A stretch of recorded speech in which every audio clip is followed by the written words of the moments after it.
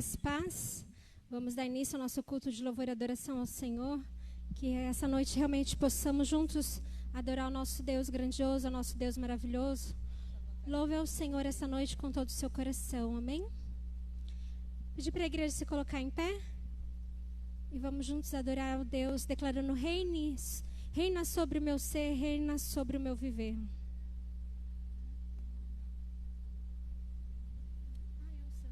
Desculpa, meus irmãos, é o hino Santo, Santo, Santo, Deus Onipotente.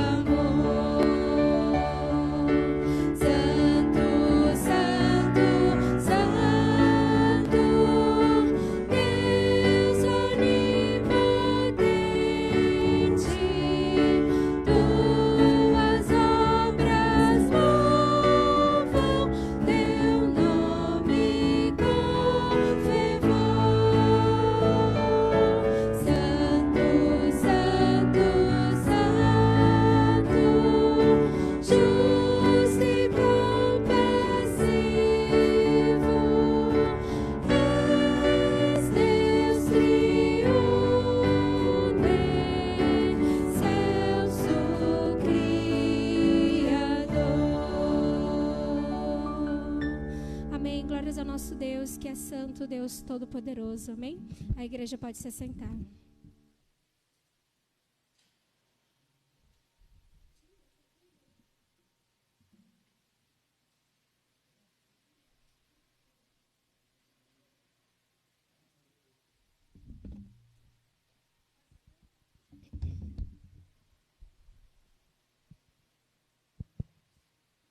Graças e paz, irmãos.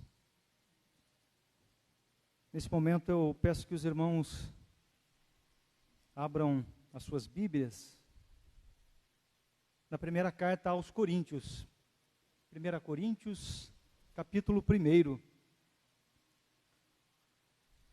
O apóstolo Paulo começa esta carta no versículo 1, dizendo que ele foi chamado para ser apóstolo. Depois no versículo 9, ele também diz que Deus nos chamou à comunhão com o seu Filho Jesus Cristo. Na minha versão, a palavra chamados aparece 5 vezes, e também a palavra escolhido, que é similar, 3 vezes.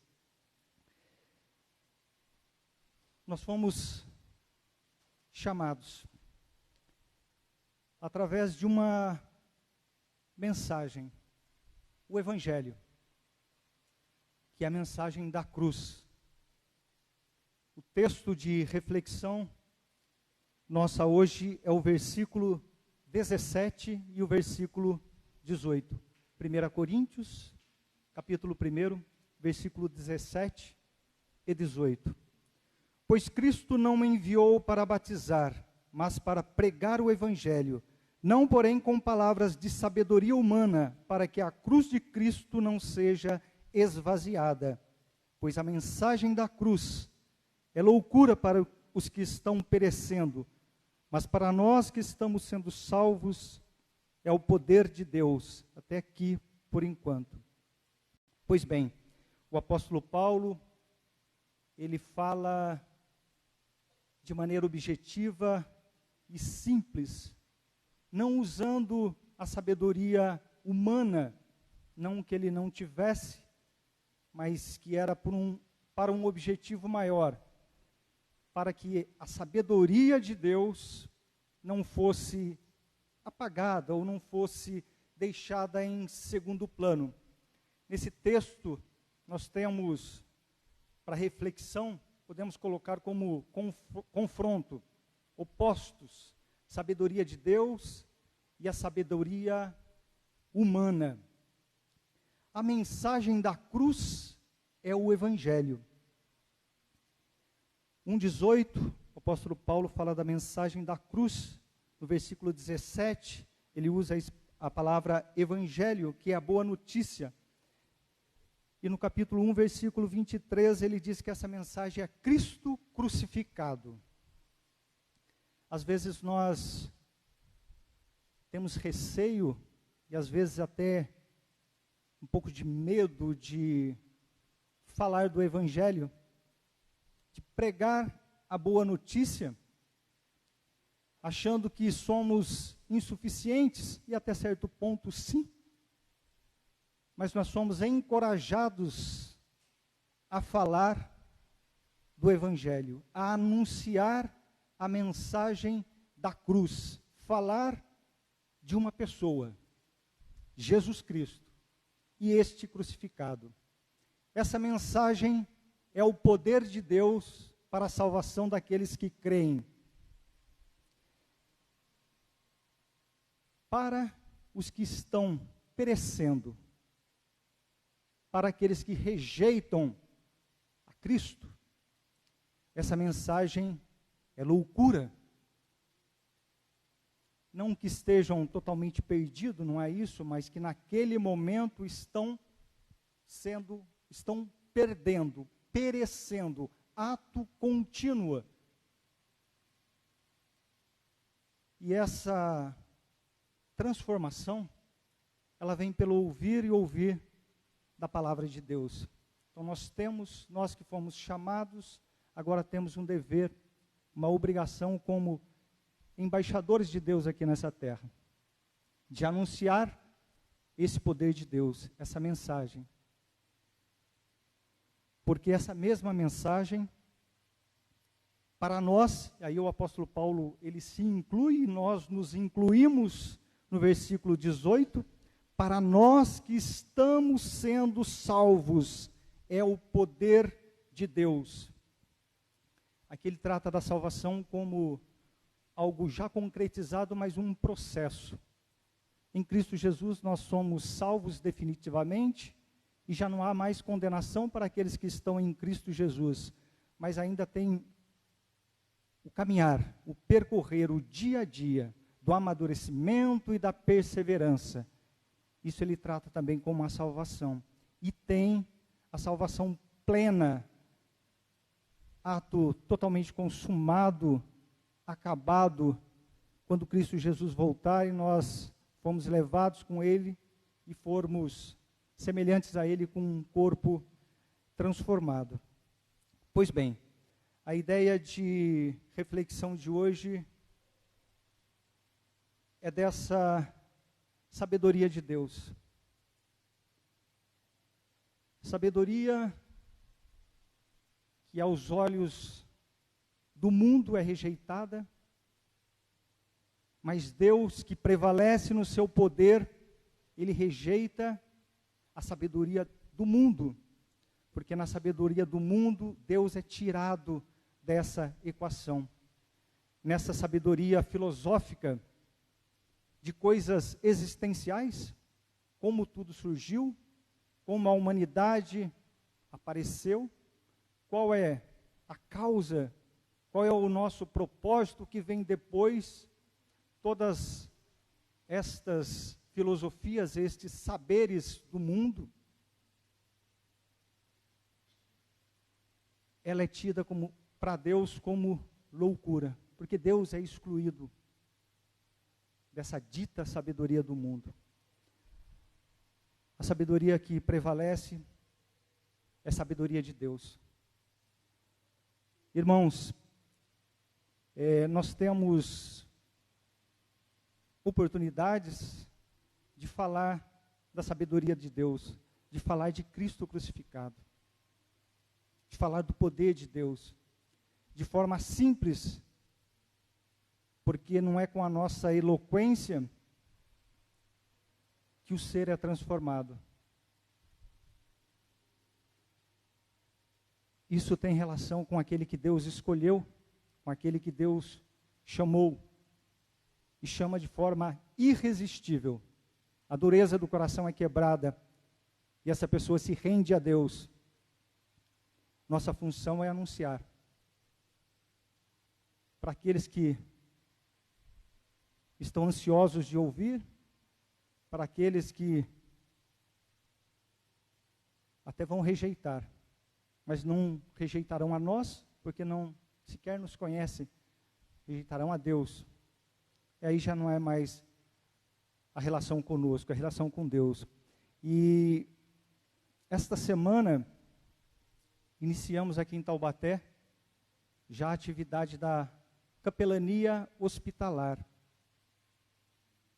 Essa porta que foi aberta no hospital para anunciar esse poder de Deus, essa mensagem da cruz, para falar de Cristo crucificado, não é uma missão somente dessa igreja cristã evangélica aqui em Taubaté. Não é para ser. É para ser uma obra em que outras igrejas, outros irmãos possam se ajuntar. Porque a gente pode pensar que aqui nós já estamos bastante atarefados, e estamos. Mas, se vocês, irmãos, que não têm a disponibilidade, porque aqui vai precisar de tempo, e é um tempo no horário de trabalho, então eu entendo, e nem todos, a grande maioria não poderá se ajuntar, mas divulguem. Divulguem para que outras pessoas saibam, para que outras pessoas possam se ajuntar a nós. Quando eu fiz o curso de capelania, há mais de 4 anos, a partir daquele momento eu passei a orar por capelania aqui em Taubaté, pela implantação de capelania no hospital. Tem 4 anos. E agora concluiu. Eu vejo que isso é fruto de bastante oração. E para mim é muito sensível, porque eu vejo a oportunidade de estar no hospital, um meio, uma maneira de encontrar os meus familiares, a família mais larga. Pode ser lá. E é muito provável que lá eu possa visitar alguns, se assim Deus quiser, e eu durar mais tempo, mas ter essa oportunidade de estar diante de um parente ou de outra pessoa que está doente, já com o coração ali bastante trabalhado por Deus para que essa mensagem surta o efeito que Deus desejar. Então é isso, irmão. E para encerrar, essa sabedoria de Deus é uma pessoa. Ela é Jesus Cristo. Vamos ler o último versículo do capítulo 1, versículo 30. É, porém, por iniciativa dele, Deus, que vocês estão em Cristo Jesus, o qual se tornou sabedoria de Deus para nós. Isto é, justiça, santidade e redenção. Cristo Jesus é a nossa justiça. Cristo Jesus é a nossa santidade. Cristo Jesus é a nossa redenção, que nos liberta da real miséria de todo o pecado. Quero que os irmãos orem comigo para essa porta aberta de capelania aqui em Taubaté. Oremos. Senhor Deus da glória e Pai amado e querido, louvado e bendito é o teu nome de eternidade a eternidade. Pai, nós somos gratos ao Senhor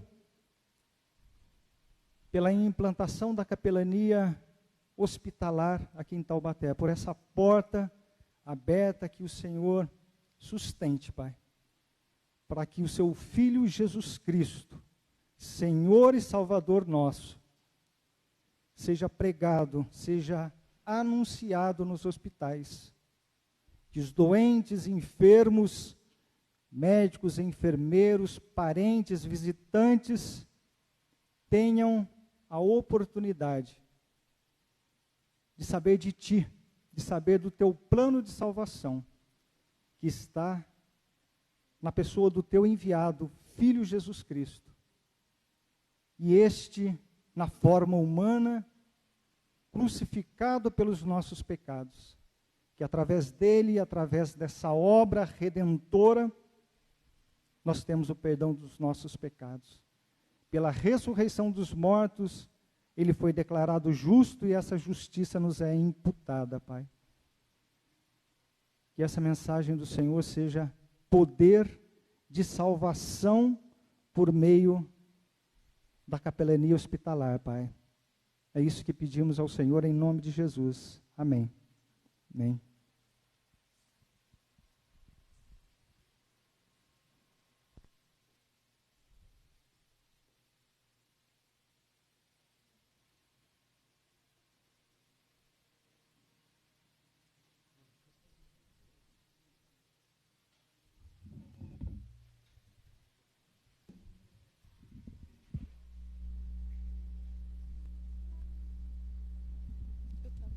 Irmãos, boa noite. Esse louvor, primeiro louvor, segundo louvor, né?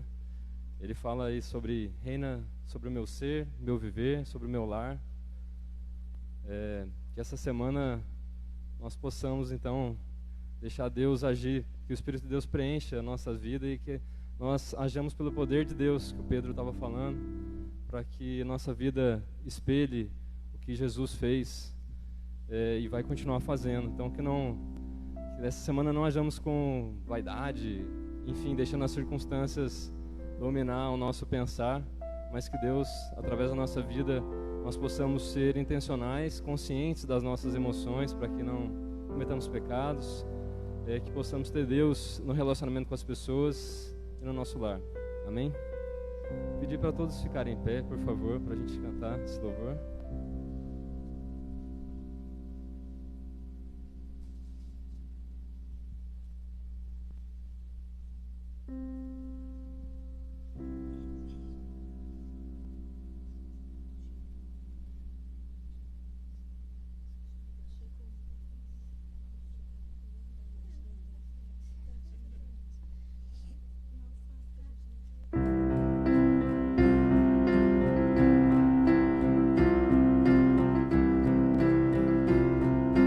Declare, reine, Senhor, sobre o meu ser, sobre a minha vida.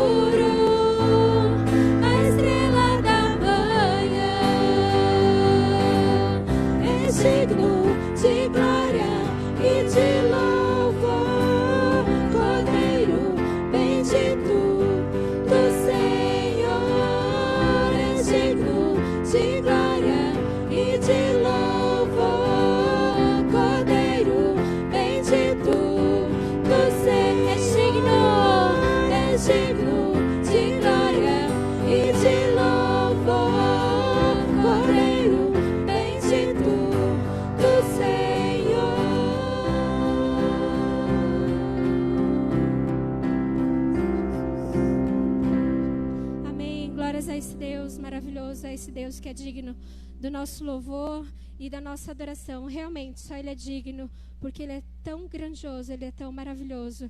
E é isso que nós vamos declarar agora.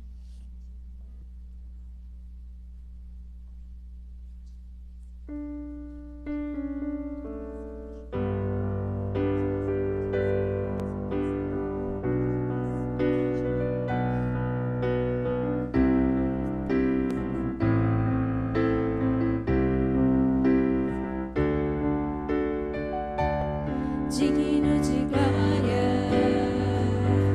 e honra. Só um momentinho que eu esqueci de mudar o tom aqui. Eu sempre esqueço, irmãos, desculpa.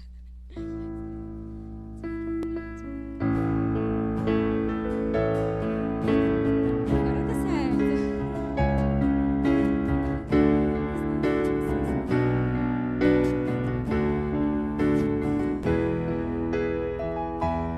Digno de glória e honra, levantamos nossas mãos para teu nome exaltar. Digno de glória e honra, levantamos nossas mãos para teu nome exaltar, porque grande és tu, maravilhas fazes tu, não há outro igual a ti, não há outro igual a ti, porque grande és tu, maravilhas fazes tu, não há outro igual a ti, não há outro igual a ti. Queremos declarar, Senhor, digno de glória. Digno de glória e honra, levantamos nossas mãos para teu nome exaltar. Digno de glória e honra, levantamos nossas mãos para teu nome exaltar, porque grande és tu, maravilhas fazes tu, não há outro igual a ti, não há outro igual a ti, porque grande és tu, maravilhas fazes tu, não há outro igual a ti, não há outro igual a ti, porque grande és tu, maravilhas fazes tu, não há outro igual a ti, não há outro igual a ti, porque grande és tu, maravilhas fazes tu, não há outro igual a ti, não há outro igual a ti. Amém. Glória a Deus. Nesse próximo louvor, os irmãos têm a oportunidade de estar vindo aqui na frente, trazer os dízimos e as ofertas. Façam isso de coração, amém?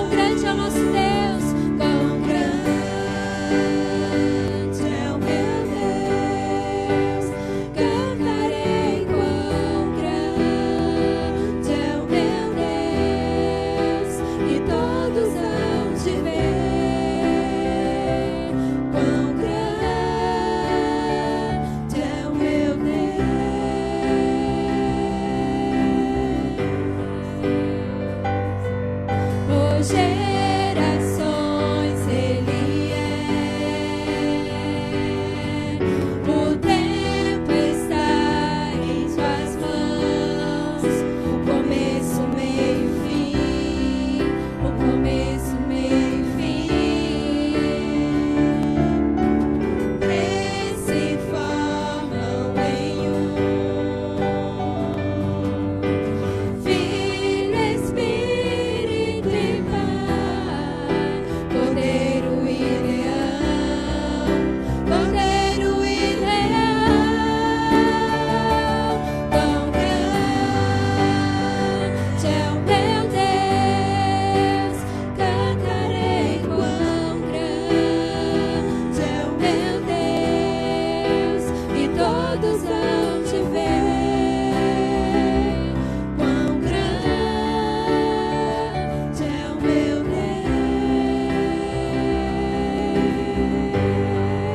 Sobre todo nome, sobre todo nome, eu sei.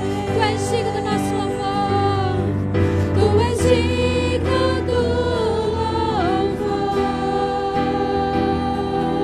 Eu cantarei. Quão grande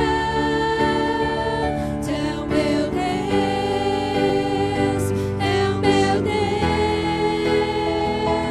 Quão grande é o meu Deus, cantarei. Quão grande é o meu Deus, e todos vão te ver.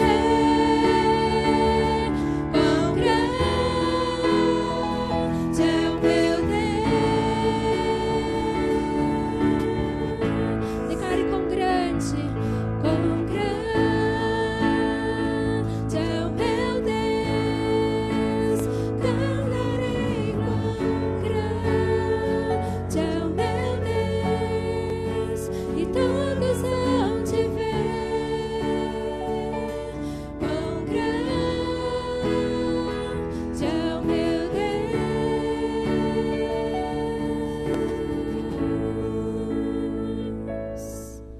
Pai, esta noite queremos te agradecer, Pai, queremos te honrar, Senhor, dizendo que Tu és digno do nosso louvor e da nossa adoração, Deus.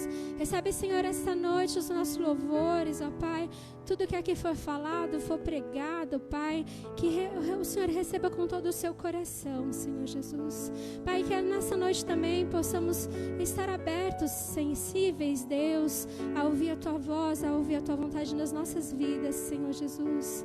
Pai, que em tudo que essa noite for falado aqui, Senhor, possamos estar abertos, Senhor, com o nosso coração para ouvir e aprender mais de Ti e da Tua palavra, Senhor Jesus. Pai, Tu és tão grande, tão maravilhoso, Pai. Obrigada, Deus, por todas as bênçãos derramadas por Ti sobre as nossas vidas, Senhor Jesus. Obrigada, Deus, porque a cada dia o Senhor nunca nos desampara, Senhor, porque a cada dia o Senhor está sempre ao nosso lado, sempre ao nosso redor, Senhor, nos amparando, nos fortalecendo, Senhor, nos dando forças a cada dia, Senhor. Obrigada por ser esse Deus tão maravilhoso, esse tão grandioso nas nossas vidas, Senhor. E te louvo, Deus, e te agradeço por tudo que o Senhor tem feito por nós. É isso que eu te peço, te agradeço, Deus, em nome do seu Filho amado Jesus Cristo. Amém. A igreja pode sentar, amém.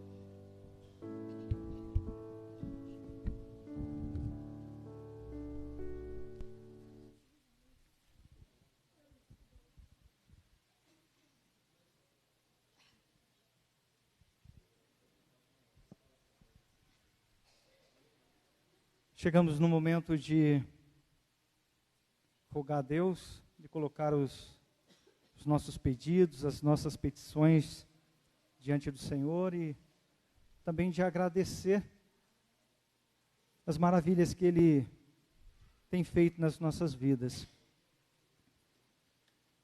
Conforme a oração for prosseguindo, vou colocando diante do Senhor o nome das pessoas.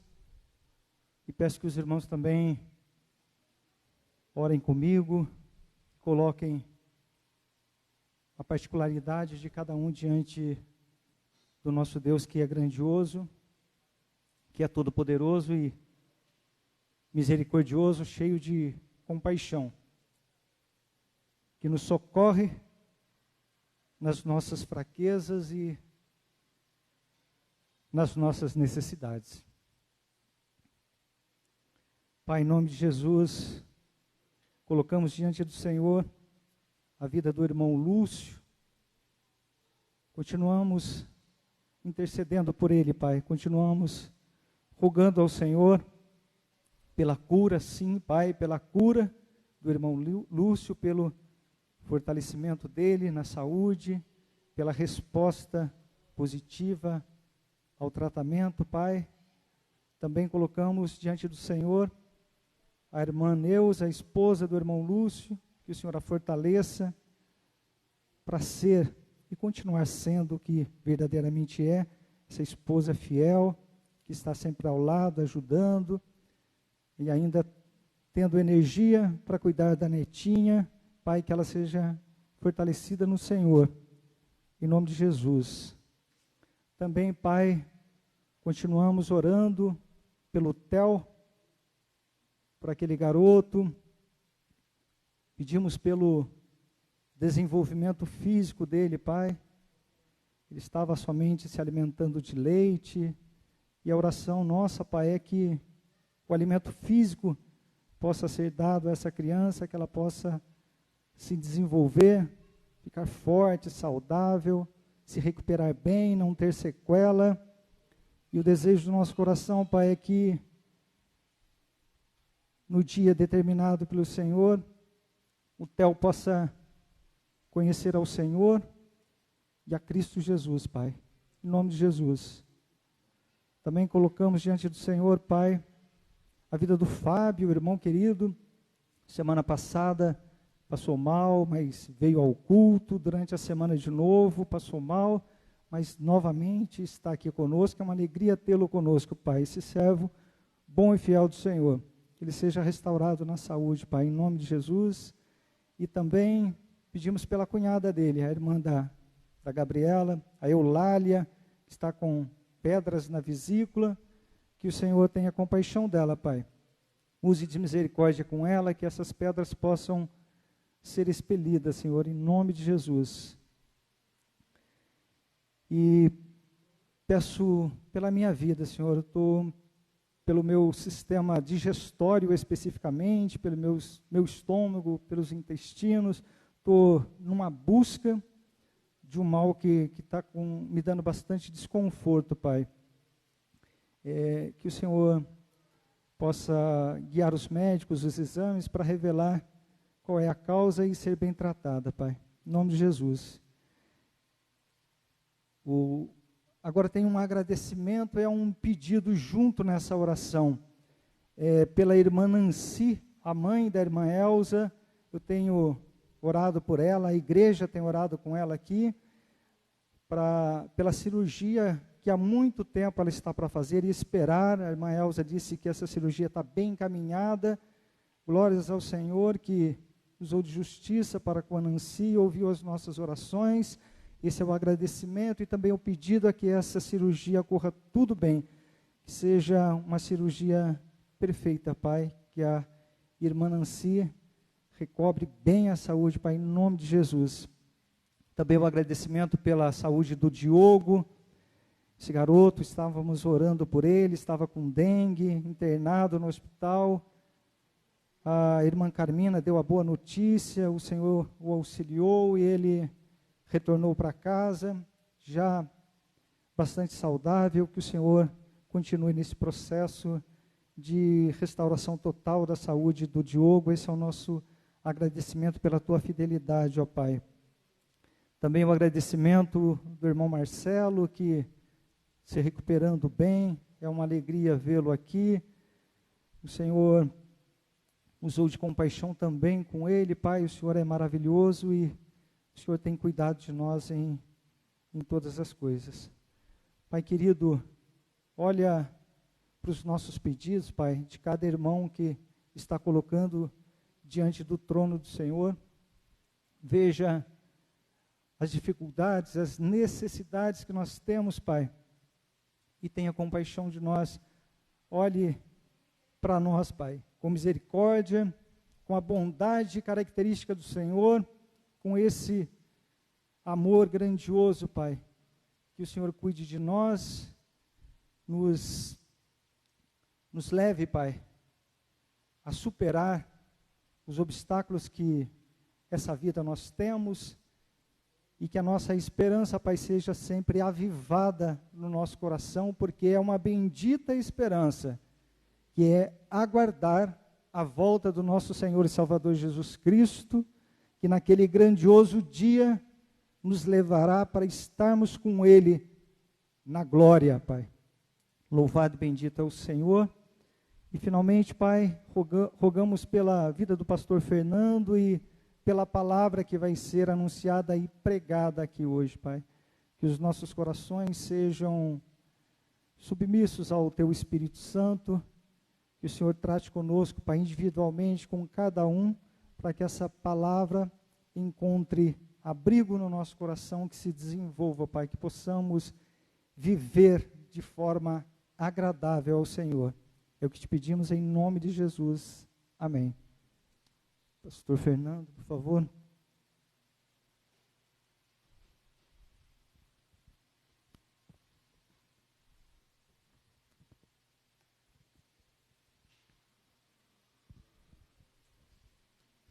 Boa noite, irmãos. A graça e a paz do nosso Senhor Jesus. Amém? Convido-os a abrirem suas Bíblias no Evangelho de Marcos,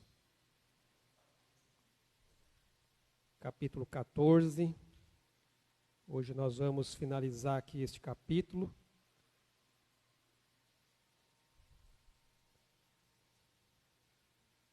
E vamos trabalhar aqui sobre um fato bem conhecido da vida de um dos discípulos de Jesus. O tema da nossa mensagem esta noite é a queda e a restauração, a jornada de Pedro do orgulho ao arrependimento. Marcos 14, a partir do verso 66. Diz a palavra: Estando Pedro embaixo no pátio, veio uma das criadas do sumo sacerdote, e vendo a Pedro que se aquentava, fixou-o e disse: Tu também estavas com Jesus o Nazareno. Mas ele o negou, dizendo: Não o conheço, nem compreendo o que dizes. E saiu para o alpendre, e o galo cantou. E a criada, vendo, tornou a dizer aos circunstantes: Este é um deles. Mas ele outra vez o negou. E pouco depois os que ali estavam disseram a Pedro: Verdadeiramente és um deles, porque também tu és galileu. Ele, porém, começou a praguejar e a jurar: Não conheço esse homem de quem falais. E logo cantou o galo pela segunda vez. Então Pedro se lembrou da palavra que Jesus lhe dissera: Antes que 2 vezes cante o galo, tu me negarás 3 vezes. E caindo em si, desatou a chorar. Nós temos aqui meditado e refletido neste evangelho, chegando aqui praticamente aos finalmente da história da vida e do ministério de Jesus. E amados, a negação de Pedro é um episódio marcante nos relatos bíblicos relacionados aqui ao julgamento e à crucificação de Jesus Cristo. E existe aqui uma íntima conexão entre a tragédia de Pedro e também a paixão de Jesus, que evidencia como a história desses dois se conectam de maneira significativa. Desde o momento em que Jesus profetizou a negação de Pedro, se você voltar um pouquinho aí, lá no versículo 30 deste mesmo capítulo, diz assim: Respondeu-lhe Jesus: Em verdade eu te digo que hoje, nesta noite, antes que 2 vezes cante o galo, tu me negarás 3 vezes. Até essa concretização que nós acabamos de ver aqui, a narrativa então mostra para nós a história de como essa trajetória de Pedro também se entrelaça com a vida de Jesus no Getsêmani. Irmãos, o ponto culminante desse entrelaçamento entre a história de Jesus no Getsêmani e a negação de Pedro é atingido justamente quando Pedro nega Jesus por 3 vezes, conforme Jesus já havia previsto. E este episódio, ele é marcante não apenas pela negação de Pedro, mas também pela maneira como ele se torna aqui um reflexo dessa fragilidade humana diante da pressão e do medo. Ao mesmo tempo, a negação de Pedro destaca aqui para nós a fidelidade e a força inabalável de Jesus no meio dessas adversidades. Mas antes de nós entrarmos aqui nas aplicações que nós temos para nós, na palavra de Deus, vamos tentar entender quem era Pedro. Quem era, afinal, este homem? Pedro era um pescador galileu, conhecido ali por sua devoção fervorosa a Jesus. A importância que ele tem na história da igreja é evidente na posição aqui de destaque que ele tem aqui entre os apóstolos, mas também por causa da sua personalidade, por causa das suas características peculiares. E, amados, é provável que o impacto causado pela figura de Pedro se dê justamente por essa semelhança que ele tem com cada um de nós. Com todas as suas contradições, com todas as suas ambiguidades. Porque, embora ele tenha ali as suas virtudes louváveis, mas ele também apresenta fraquezas repreensíveis.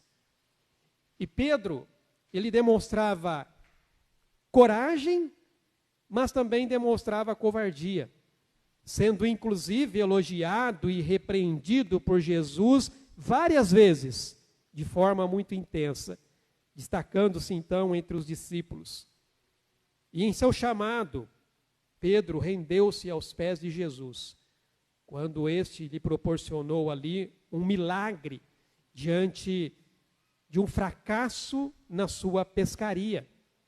Se você for ali para o Evangelho de Lucas, que traz essa história do encontro de Pedro com Jesus de uma forma muito mais detalhada, Lucas capítulo 5, a partir do versículo 1, diz aqui: aconteceu que, ao apertá-lo a multidão para ouvir a palavra de Deus, estava ele junto ao lago de Genezaré, e viu 2 barcos junto à praia do lago, mas os pescadores, havendo desembarcado, lavavam as redes. Entrando em um dos barcos, que era o de Simão, pediu-lhe que o afastasse um pouco da praia, e assentando-se, ensinava do barco as multidões. Quando acabou de falar, disse a Simão, Simão aqui é Pedro: faze-te ao largo e lançai as vossas redes para pescar. Respondeu-lhe Simão: mestre, havendo trabalhado toda a noite, nada apanhamos, mas sobre a tua palavra lançarei as redes. Isto fazendo, apanharam grande quantidade de peixes e rompiam-se-lhe as redes. Então fizeram sinais aos companheiros do outro barco para que fossem ajudá-los. E foram e encheram ambos os barcos a ponto de quase irem a pique. Vendo isto, Simão Pedro prostou-se aos pés de Jesus, dizendo: Senhor, retira-te de mim, porque eu sou um pecador. Pois à vista da pesca que fizeram, a admiração se apoderou dele e de todos os seus companheiros. Então vejam vocês que esse milagre realizado diante do fracasso da pescaria já imprimiu ali em Pedro uma convicção tamanha que ele tinha essa convicção de que ele estava diante de alguém cuja autoridade demandava toda a reverência. Porque ele vai dizer aqui, vendo isso, Simão Pedro prostou-se aos pés de Jesus, dizendo: Senhor, retira-te de mim, porque eu sou pecador. O impacto foi tão grande na vida de Pedro ali, que ele reconheceu com tamanha reverência à autoridade de Jesus.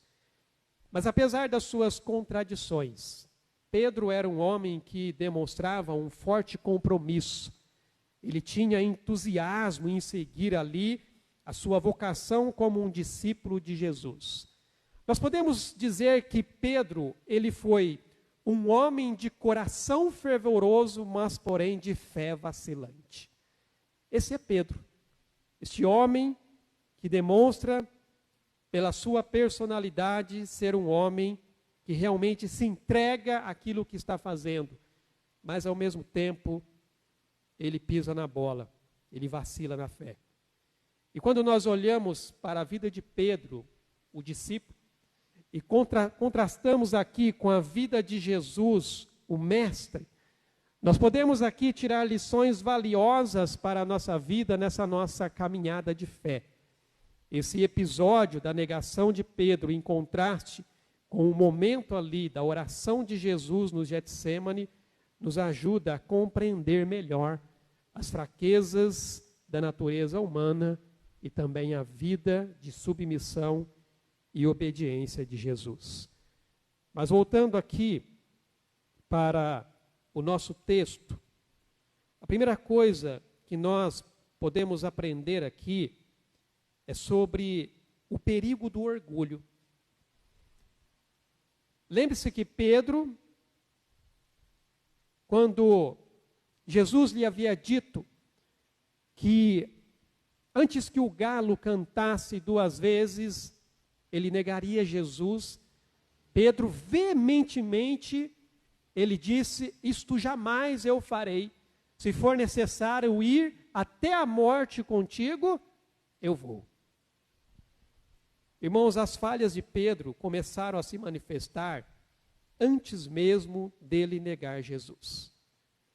A sua excessiva confiança, o seu orgulho, a sua falta de discernimento, a sua pouca oração, a sua impulsividade e exagero o levaram a cometer erros que o prepararam para essa queda.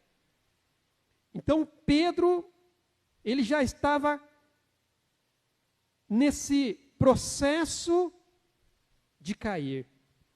Ele estava ali obscurecido pela sua própria autossuficiência. Porque Pedro, ele pensava que ele era invencível e espiritualmente seria incapaz de ser desleal com Cristo.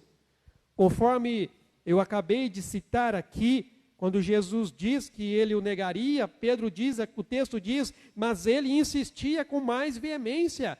Ainda que me seja necessário morrer contigo, de modo nenhum te negarei. E assim disseram todos. Há um texto no livro de Provérbios que diz assim, a soberba precede a ruína e a altivez do espírito a queda. Amados, o orgulho de Pedro tornou surdo às advertências de Jesus. Mesmo ele reconhecendo quem Jesus era, isso acabou resultando em consequências negativas para a sua vida. E eu quero destacar aqui algo para nos lembrar. Quando João, o apóstolo João, ele escreve as suas cartas às igrejas do Apocalipse, todas as cartas terminam com uma advertência. E a advertência é: quem tem ouvidos, ouça o que o Espírito diz às igrejas. Irmãos, lá no jardim do Getsêmani, mesmo diante do pedido e da advertência de Jesus, quando ele diz, não somente para Pedro, mas também para Tiago e João, que foram os que acompanharam Jesus ali no momento de oração no Getsêmani, Jesus diz, ficai aqui e vigiai comigo. Porém, Pedro, ele perdeu a batalha justamente por confiar em si mesmo e dormir no momento errado. Isso o deixou despreparado para a tentação que viria a seguir. E ainda que operando na força da sua carne, querendo ali provar a sua lealdade a Cristo, ele agiu precipitadamente no momento em que Jesus estava ali sendo preso. Ele, na sua impulsividade, ele arranca da espada e corta a orelha ali de um servo do sacerdote. E logo após a prisão de Jesus, ele foge, juntamente com os outros discípulos. Porém, ele não vai muito longe. Ele começa a seguir Jesus, expondo-se dessa maneira a uma situação que ele não estava preparado. Enquanto Pedro confiou demais na sua própria força, e aqui está o contraste. Enquanto Pedro confiava demais na sua própria força, Jesus entregou-se ao Pai em submissão à sua vontade. Pedro não aprendeu com Jesus. Naquele momento do Getsêmani, Jesus sempre foi submisso à direção de Deus sobre a sua vida. Enquanto Pedro fechou ali os seus ouvidos à voz do seu mestre, Jesus sempre esteve atento à voz do seu Pai, que o guiava. Lá em João, ele vai dizer: eu nada posso fazer de mim mesmo, na forma por que ouço, julgo. O meu juízo é justo, porque eu não procuro a minha própria vontade, e sim a daquele que me enviou. A primeira coisa, irmãos, que nós vemos aqui é esse orgulho de Pedro. Um homem que achava que poderia fazer qualquer coisa por Jesus. Um homem que, segundo ele mesmo, estava disposto a ir até a morte por Jesus. Mas não foi isso que aconteceu. E aí nós temos a queda de um orgulhoso. A partir do versículo 69, enquanto Pedro estava ali, acompanhando de longe toda aquela situação de julgamento de Jesus, e ele só conseguiu entrar dentro do pátio. Lembre-se, Jesus estava sendo julgado na casa do sumo sacerdote Caifás. Ele só conseguiu entrar dentro do pátio por causa de um discípulo que era conhecido do sumo sacerdote, e então ele entrou ali juntamente com esse discípulo para ver qual seria o desfecho desta história. Mas nós vimos aqui que enquanto ele estava ali, o texto diz claramente, era uma noite, já madrugada na verdade, fria, gelada. E as pessoas se amontoaram ali em volta de uma fogueira, e Pedro também se achegou àquelas pessoas, até que uma mulher se levantou e diz: ei, você também estava com Jesus, o Nazareno. Você andava com ele. E aí o texto diz aqui que Pedro o negou. Pedro o negou dizendo: eu não conheço e nem estou compreendendo o que você está dizendo. E aí ele saiu daquele círculo onde as pessoas estavam se aquentando e se afastou um pouquinho para um alpendre, um lugar ali onde havia uma coluna, como se tentando se esconder das pessoas. E o texto diz aqui: e o galo cantou. A versão que eu tenho aqui está em colchetes, porque provavelmente isso não está nos originais. Foi acrescentado apenas para poder aqui dizer que houve um primeiro canto do galo. E um pouco mais à frente nós vamos entender o que é esse canto do galo.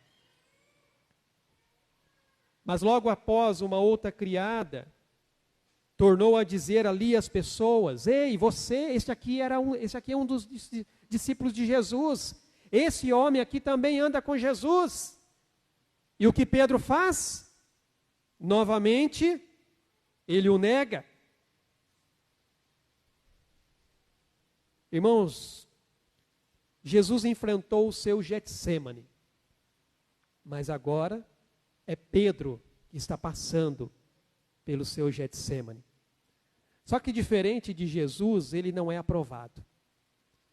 Ele não é aprovado porque ele dormiu. Ou seja, ele não vigiou, ele não orou, ele preferiu manter a confiança em si mesmo. E é por isso que a sua história terminou com outro desfecho. O Getsêmani de Jesus começou com pavor e fraqueza, mas terminou na confiança dos propósitos de Deus. Jesus sabia o porquê que tudo aquilo estava acontecendo com ele. Mas Pedro, por sua vez, começou audacioso. Pedro começou ali correndo riscos na sua autoafirmação, porém, terminou de forma lamentável.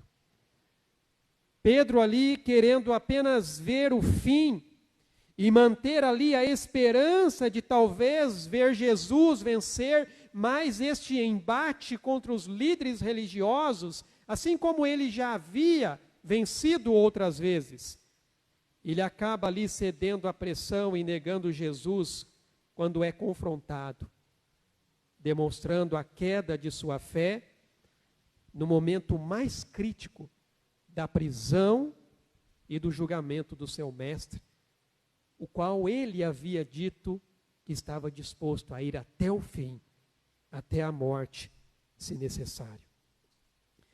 A negação de Pedro serve para nós como um lembrete de que mesmo quando acreditamos ser fortes e fiéis, podemos ceder à pressão e negar a nossa fé, se nós não estivermos em oração e vigilância. Quando nós olhamos para a vida de Pedro, ele nos traz esse lembrete: se não vigiarmos, se não orarmos, nós também iremos cair no mesmo erro que Pedro caiu. Porque quando acreditamos ser fortes é que nós cedemos à pressão, porque estamos confiando muito mais na nossa própria força do que confiando em Deus.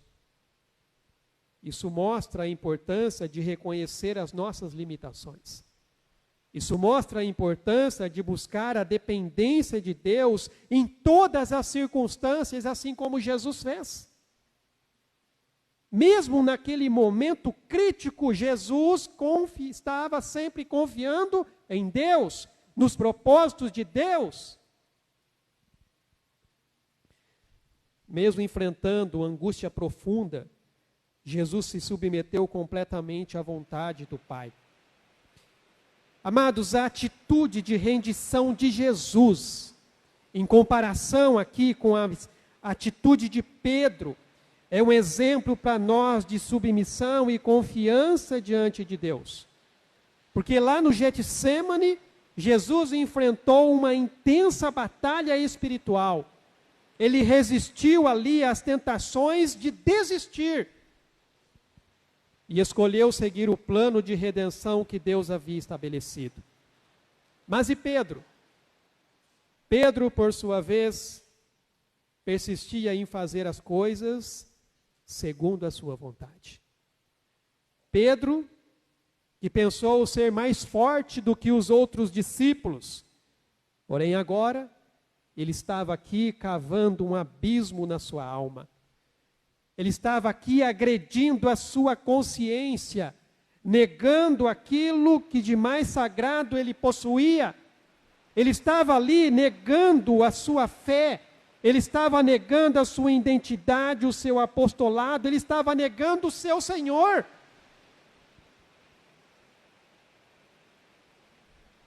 Pedro buscou ser o mais poderoso, mas ele acabou sendo o mais fraco.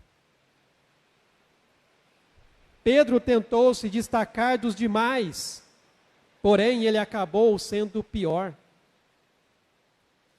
Pedro quis ser o principal entre os fiéis, mas ele caiu na posição mais humilhante e perturbado então ali pelas acusações das pessoas que diziam para ele: você é um dos discípulos de Jesus, você estava com ele, você é um galileu, a sua fala denuncia você.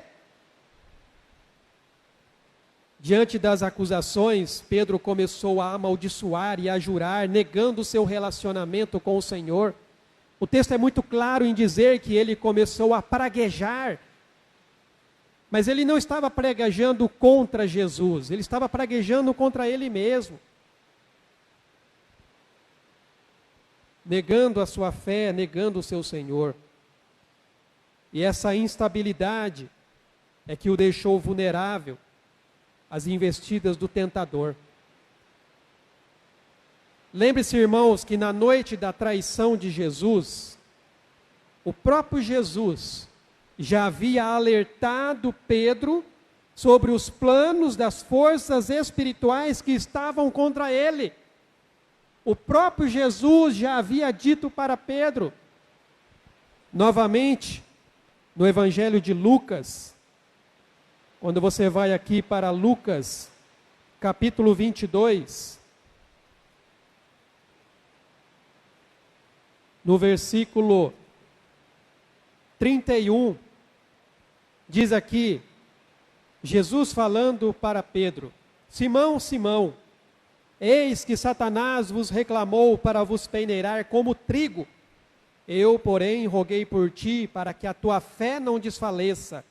Tu, pois, quando te converteres, fortalece os teus irmãos. Veja que Lucas, ele traz um destaque a mais. Ele diz assim: Pedro, toma cuidado, porque o diabo, ele pediu a sua vida para mim, mas eu estou intercedendo por você, para que você não desfaleça na sua fé. E Jesus ainda diz assim: quando você se converter, você fortalece os seus irmãos. Veja que Jesus se preocupou de maneira especial com Pedro, porque Jesus sabia desse fracasso iminente por causa do seu excesso de confiança. E ali, em meio ao julgamento de Jesus, lá estava Pedro, apenas observando para ver o que ia acontecer. Porém, nesse interim, ele é denunciado por 3 vezes que é um dos discípulos de Jesus. E nas 3 vezes em que ele é confrontado, ele o nega, chegando ao ponto de amaldiçoar a si mesmo de que ele não conhecia Jesus. Agora, sabe o que é interessante? Que neste momento em que Pedro, pela 3ª vez, ele nega a Jesus, ele recebe um olhar de Jesus.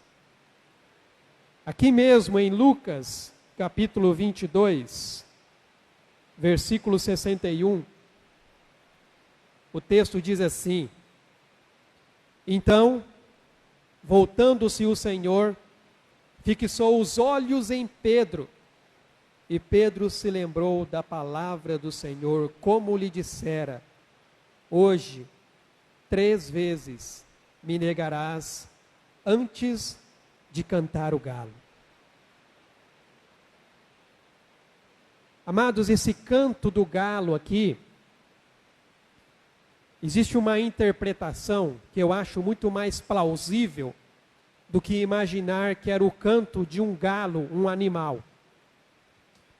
Havia uma troca de soldados. Os romanos, eles tinham as suas vigílias durante a noite. E nessa troca, nessas vigílias, trocava-se ali a guarda que ficava próxima do templo. E para essa troca acontecer, eles tocavam uma trombeta, que era chamada de galitium ou galitinium. que quer dizer o canto do galo. Então eu creio que esse canto do galo não era de um animal, era essa trombeta que era tocada nas vigílias da noite, na troca das guardas romanas. E foi exatamente quando se trocou a trombeta pela terceira vez que Pedro caiu em si. E quando pela terceira vez ele negou Jesus, ele recebe esse olhar de Jesus. E o olhar penetrante de Cristo chamou a sua atenção. Eu diria que esse olhar de Jesus, ele penetrou no mais fundo da alma de Pedro. Esse olhar de Jesus, ele entrou na consciência de Pedro. E instantaneamente, o coração e a mente de Pedro foi inundado com culpa e com vergonha. E aí o texto vai dizer que ele saiu dali chorando amargamente. Eu creio que Pedro nunca esqueceu desse olhar de Jesus. Mas não era um olhar de acusação, era um olhar de compaixão, era um olhar de perdão. Talvez seja por isso que Pedro, quando viu aquele olhar de Jesus, ele caiu em si e começou a chorar amargamente. E aí então nós vamos para a última lição que nós temos aqui, que é o despertar de um coração orgulhoso. Quando nós voltamos aqui no texto, no verso 72, diz: e logo cantou o galo pela segunda vez. Então Pedro se lembrou da palavra que Jesus lhe dissera: antes que 2 vezes cante o galo, tu me negarás 3 vezes. E caindo em si, desatou a chorar. Amados, mesmo Pedro não tendo falado contra Jesus, ele negou Jesus de 3 maneiras. Primeiro, ele alegou ignorância. Eu não conheço, eu não sei do que você está falando. Segundo, ele negou fazer parte da comunidade dos discípulos, porque ele vai dizer: não, eu não sou nenhum deles. E por último, ele negou qualquer relação com Jesus. Eu não conheço esse homem, eu nunca ouvi. E após a terceira negação de Pedro, o galo canta pela segunda vez. E eu entendo aqui que o canto do galo é essa trombeta romana sendo tocada na troca ali da guarda. Como Jesus havia previsto, marcando aqui então o fim do julgamento de Jesus, aonde ele foi condenado e maltratado por blasfêmia. E muito provavelmente, irmãos, após fazer a sua terceira negação, as claras notas do toque da corneta ressoaram em toda a cidade, mas ressoou ainda mais aos ouvidos de um homem que estava ali, e era Pedro. E ele recordou em seu coração as palavras de Jesus. Sobre o olhar de seu Senhor, Pedro sentiu todo o peso do seu pecado. Quando Pedro ouviu o canto do galo e percebeu o olhar de Jesus sobre ele, com os olhos ali cheios de dor, mas também de amor e de perdão, ele lembrou-se do alerta profético que Jesus lhe havia dado. E então, devastado ali, pelo peso do seu pecado, ele se afasta. Ele vai para um lugar solitário, aonde ele chora amargamente, tentando compreender as suas emoções, tentando compreender as suas contradições internas após negar Jesus. Quantas vezes nós, em nossa caminhada cristã, nós dizemos amar a Jesus, nós dizemos ter compromisso com Jesus, mas nós falhamos com Jesus, nós pecamos. E aí quando nós estamos lá sozinhos, vem aquele peso na consciência. Que nos leva a ficar pensando, como eu pude fazer isso? Como eu pude pecar dessa maneira? Contra o meu Senhor que me salvou? Como eu pude fazer isso contra Ele? Irmãos, isso mostra que a verdadeira culpa, na maioria das vezes, ela é sentida quando nós estamos sozinhos diante de Deus. É naquele momento que você deita a sua cabeça no travesseiro e você começa a pensar sobre o seu dia. E aí você se lembra daquele momento, um único momento no dia em que você não foi fiel a Ele. De alguma maneira você o negou. De alguma maneira você pecou contra Ele. Pedro novamente naufraga nas ondas impetuosas que contra ele se levantaram.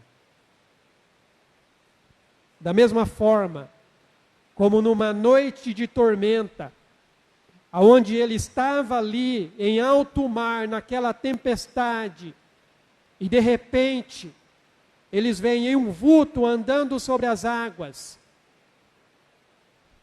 E aquele vulto diz: ei, não tenham medo, sou eu, sou Jesus. E quem é que se levanta? Primeiramente, Pedro. Senhor, se és tu, manda-me ir ter contigo. E ele sai daquele barco e vai caminhando até Jesus.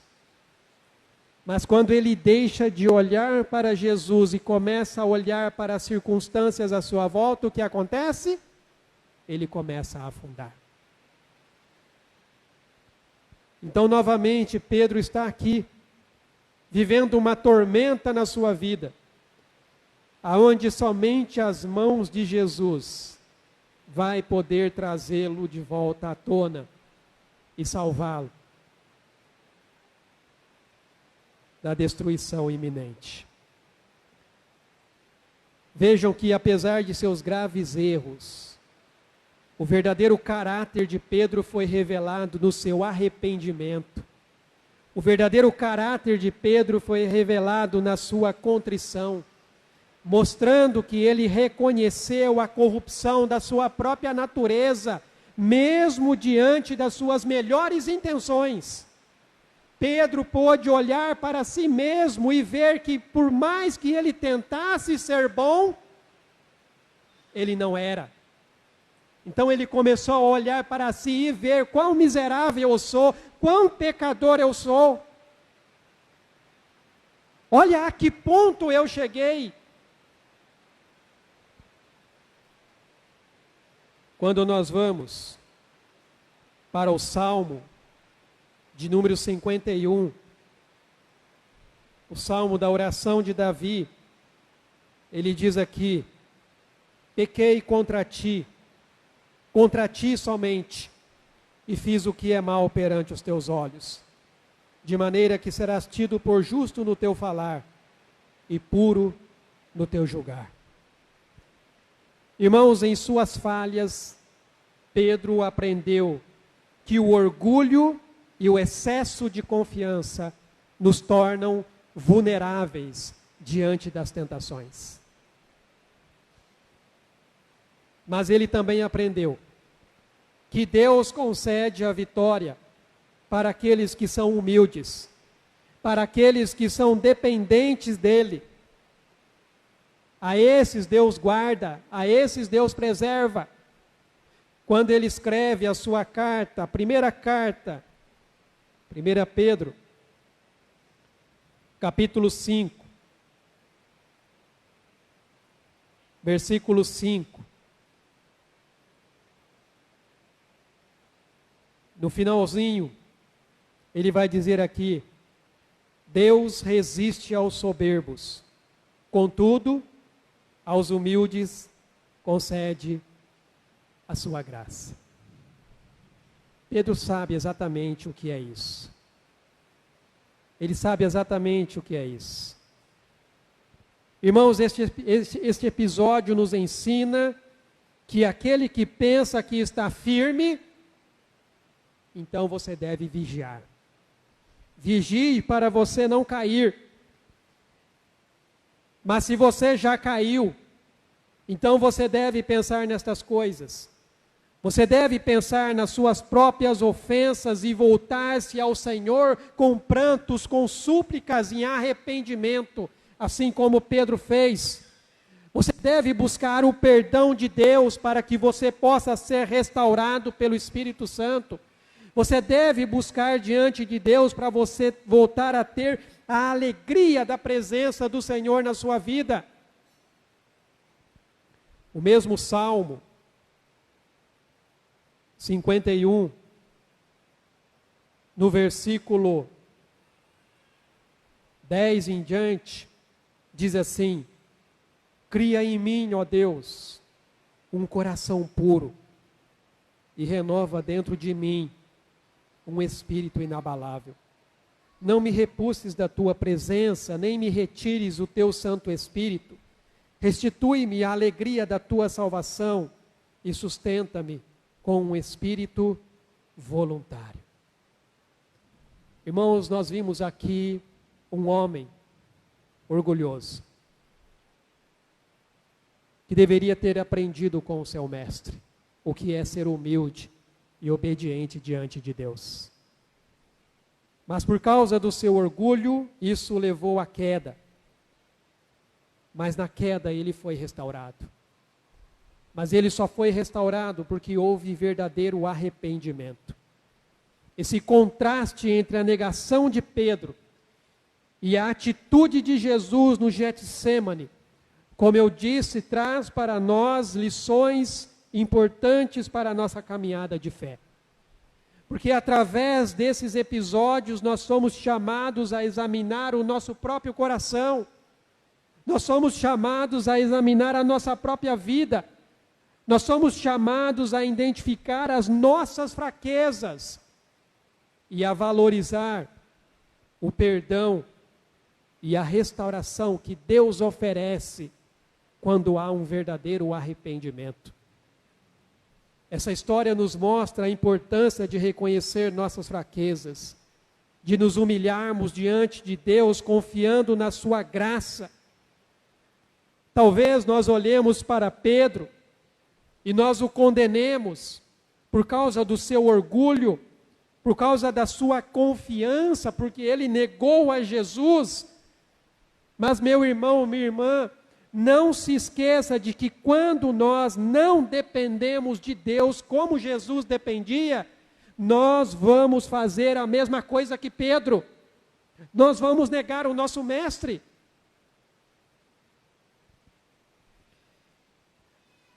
Mas se houver um verdadeiro arrependimento, o Senhor vai perdoar e vai restaurar a vida daquele que sabe reconhecer o seu pecado e voltar-se para Ele. Assim como Pedro, ele seria restaurado.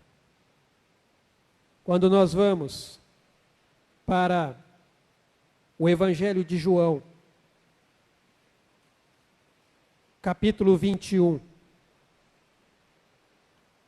a partir do versículo 15.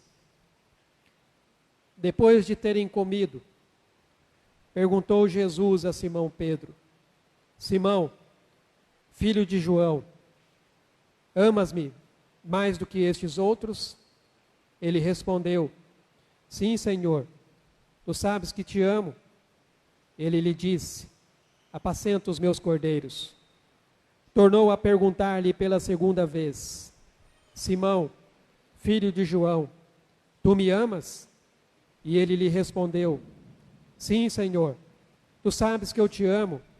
Disse-lhe Jesus: pastoreia as minhas ovelhas. Pela terceira vez, Jesus lhe perguntou: Simão, filho de João, tu me amas?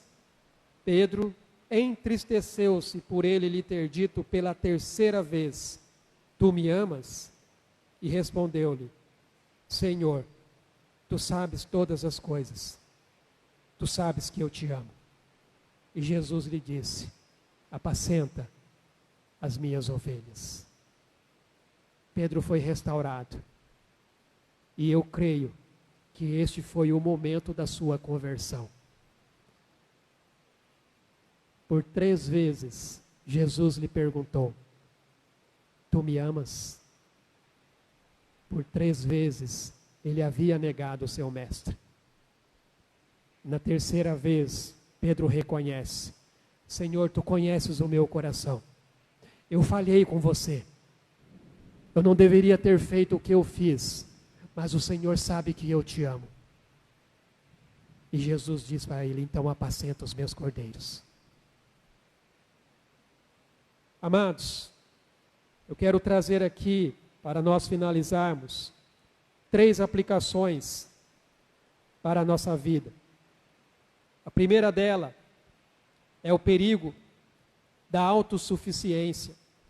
O texto lá de 1 Coríntios 10, 12 diz: aquele, pois, que pensa estar em pé, veja que não caia. Como eu disse, a negação de Pedro serve como um lembrete poderoso de que mesmo quando acreditamos ser fortes e fiéis, nós podemos ceder diante da pressão da nossa fé. Isso mostra, amados, a importância de reconhecer nossas limitações e buscar a dependência de Deus, assim como Jesus fez. A segunda coisa é a pecaminosidade humana.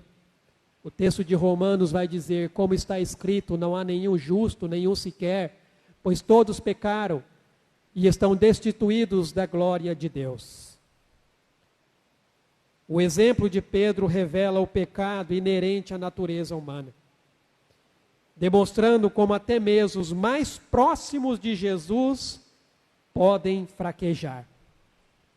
Pedro nos ensina também a importância de sermos compassivos com as falhas dos outros, assim como Jesus foi, e a reconhecermos a nossa própria vulnerabilidade.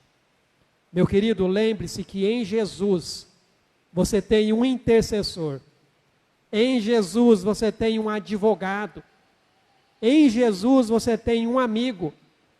Em Jesus você tem um Salvador e um Senhor. E Ele sabe quais são as suas fraquezas.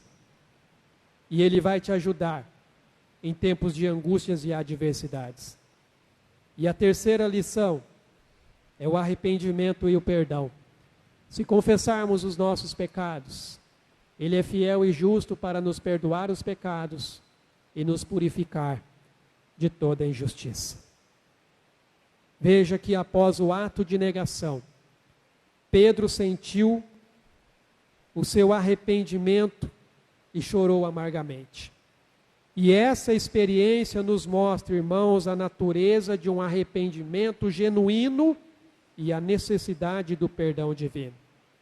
Pedro encontrou a restauração após pessoalmente encontrar-se com Jesus na ressurreição. E aí eu quero finalizar aqui lendo 2 textos. Voltando de novo para o Salmo 51, versículo 17. Sacrifícios agradáveis a Deus são o espírito quebrantado, coração compungido e contrito, não desprezarás, ó Deus. E o outro texto é Isaías 57, no versículo 15, que diz assim: porque assim diz o alto, o sublime, que habita a eternidade: o qual tem o nome de santo. Habito no alto e santo lugar, mas habito também com o contrito e abatido de espírito, para vivificar o espírito dos abatidos e vivificar o coração dos contritos. Que nós aprendamos, irmãos, com as lições de Pedro, a não sermos orgulhosos, autoconfiantes e autossuficientes, mas que aprendamos como Jesus a ser obedientes, submissos à vontade do Pai. Mas lembrando que se porventura você cair, e nós vamos cair, muitas vezes vamos falhar, mas nós temos um advogado diante do Pai. E se houver um verdadeiro arrependimento, você vai ser restaurado, em nome de Jesus. Vamos orar?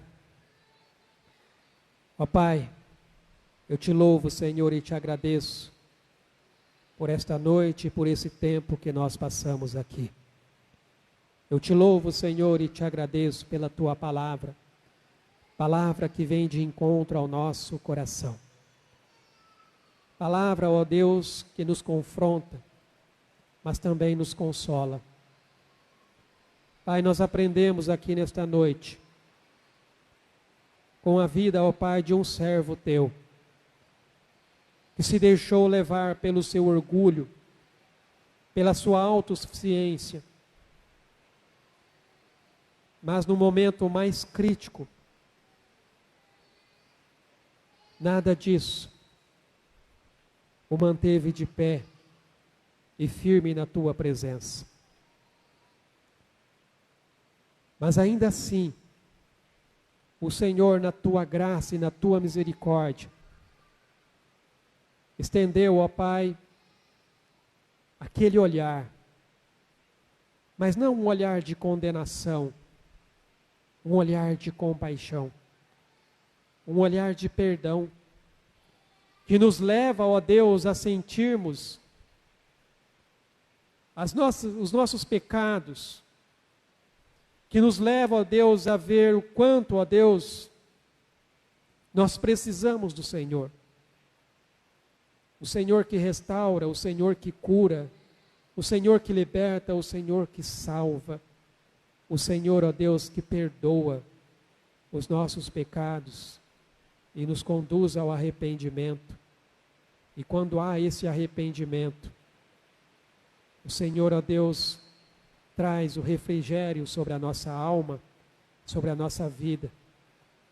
E nós te agradecemos porque em Cristo Jesus nós já temos, ó Deus, a justificação dos nossos pecados, o perdão, e através dele nós alcançamos a paz que excede todo o entendimento e que guarda o nosso coração. Que o Senhor nos ajude, ó Pai, nessa caminhada de fé, nas muitas vezes em que nós falhamos, a sempre, ó Deus, reconhecermos o nosso pecado e a buscar, ó Deus, o arrependimento verdadeiro e sincero diante de Ti. Em nome de Jesus. Amém, Senhor Deus. Muito bem, amados, eu quero só dar aqui alguns avisos. Com a chuva, eu creio que a gente ainda vai ficar um pouco preso aqui. Mas quero lembrar aos irmãos que no próximo domingo é o nosso domingo de missões. Como a gente tem feito nos anos anteriores, todos os meses que tem 5 domingos, o 5º domingo geralmente a gente faz para missões. Mas como agora em março, o 5º domingo vai ser a Páscoa, então a gente vai adiantar o nosso culto de missões, porque o outro domingo vai ser o domingo de Páscoa. E a gente tem feito um tempo aqui para a gente poder estar estudando a palavra de Deus. Depois a gente tem um almoço para a gente poder estar junto aqui em comunhão. E aí à noite o nosso culto de missões também. Então a gente só vai acertar os detalhes de como que a gente vai fazer esse almoço, porque nos anos anteriores geralmente foi feito da seguinte maneira: cada um trazia a mistura e as demais coisas eram feitas aqui na igreja. O arroz, a salada, tudo era feito por aqui. Então Então a gente só vai acertar esses detalhes certinho, se vai ser novamente dessa maneira, para que os irmãos possam também participar, contribuir, ou se a gente vai fazer de alguma outra forma, tá bom? Talvez a gente tenha até um tempinho para poder acertar isso aqui logo após o culto. Mas seria importante que você estivesse conosco, tanto pela manhã, não somente no almoço, mas também na nossa EBD especial que a gente tem aqui, compartilhando um pouco da palavra de Deus, e depois o almoço, quanto à noite, no nosso culto de missões. E não esquecendo dos nossos encontros, dos GDCs, os grupos de discipulado e crescimento que tem acontecido aí durante os lares, tem sido bênção, graças a Deus por isso. A participação dos irmãos tem sido bastante presente, e eu convido você que não tem participado a estar conosco, para a gente estar aprendendo, crescendo junto, compartilhando. A gente tem aqui, eu sempre coloquei aqui os pilares que a gente tem, que é ganhar, edificar, equipar, multiplicar, e é um lugar onde você aprende, você tem essa comunhão, e é um momento de oração e também de intercessão. E se você tem o desejo de estar conosco, é só conversar comigo, conversar com o Rafael, com o irmão Pedro. A gente divulga aí depois os lares que é cedido pelos irmãos para que a gente possa fazer os nossos encontros. E se você tem disponibilidade de abrir a sua casa para nos receber, será um grande prazer poder estar lá junto com você no seu lar e a gente compartilhando aí desse momento de aprendizado e crescimento da palavra de Deus. Tá bom, irmãos? Vamos nos colocar de pé, vamos orar, agradecendo ao Senhor por esse tempo que nós passamos aqui. Ó Pai, nós te louvamos, ó Deus, agradecemos ao Senhor pela Tua palavra, por este culto, pelos louvores, orações, tudo o que foi feito aqui, ó Pai, nós o fizemos para glorificar e exaltar o Teu santo nome. Obrigado, Deus, pela manifestação e o agir do Teu Espírito Santo em nossas vidas, tocando, ó Pai, em nossos corações, abrindo o nosso entendimento na compreensão da Tua palavra. Que realmente, ó Deus, nós possamos aplicar, ó Deus, essa palavra em nossas vidas, para que assim, ó Deus, possamos continuar crescendo na graça e no conhecimento de nosso Senhor e Salvador Jesus Cristo. E que a graça de Deus, o nosso Pai, o amor de Jesus, o Filho, e a rica comunhão e a consolação do Teu Espírito Santo seja com o Teu povo, que se reúne neste local e em toda a face da terra, até aquele grande dia, o dia em que nós estaremos com o Senhor para sempre. Em nome de Jesus. Amém, Senhor Deus. Deus abençoe, amados. Tenham uma semana na presença do Senhor.